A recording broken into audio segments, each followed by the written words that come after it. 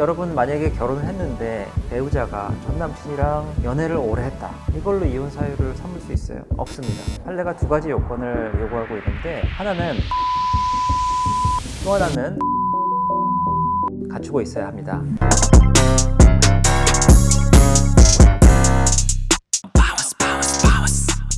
안녕하세요, 팡팡 변호사 김태형입니다. 오늘은 사실혼 전력을 숨기고 결혼을 했을 때 그게 이혼 사유가 되는지 한번 살펴보도록 하겠습니다. 기대해 주세요. 팡팡! 사실혼이랑 동거랑 좀 헷갈리는 분들이 많더라고요.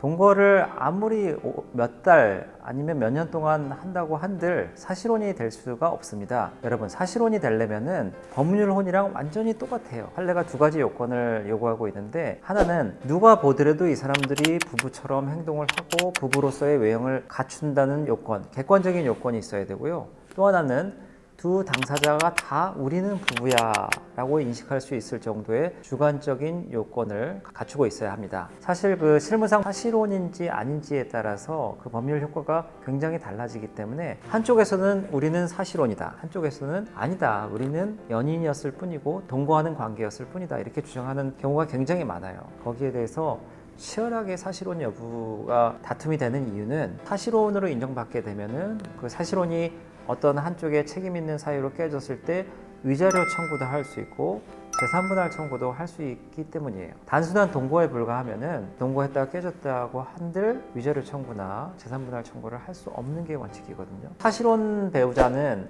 법률혼 배우자와 거의 똑같은 취급을 받습니다. 그런데 이런 사실혼을 속이고 결혼을 했다, 이거는 이혼 사유가 될 수가 있습니다. 사실 동거는 이혼 사유가 아니에요. 여러분 만약에 결혼을 했는데 배우자가 전 남친이랑 연애를 오래 했다, 이걸로 이혼 사유를 삼을 수 있어요? 없습니다.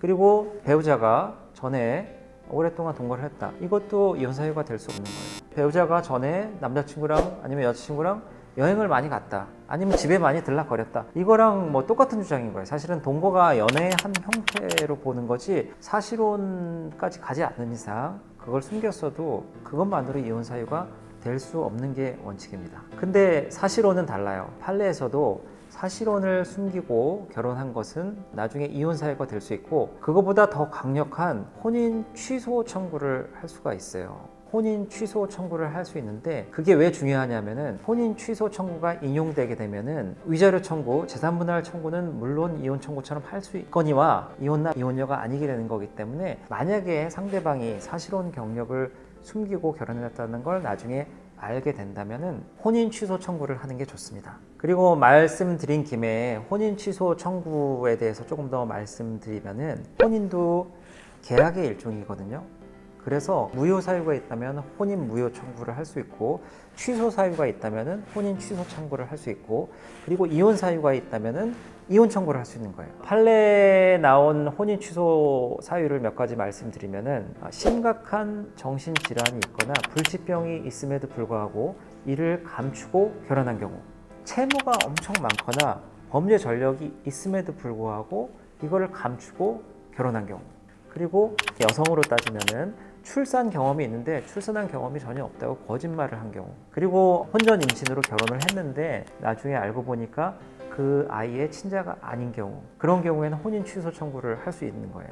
이혼은 굉장히 엄격하게 이혼 사유가 딱 정해져 있고, 그게 아닌 사유로 그 혼인 계약을 깨트릴 수가 없잖아요. 근데 요즘에 많은 법률가 분들이 이 혼인 계약도 어느 정도 기간이 되면은 그 사람한테 이혼 사유가 있던 유책 사유가 있던, 혼인이 파탄되었건 혼인이 파탄되지 않았던 건 간에 두 당사자가 합의하에 갱신하지 않으면은 그 혼인이 자연스럽게 종료되게 하자는 그런 법률가들의 의견도 많이 있습니다.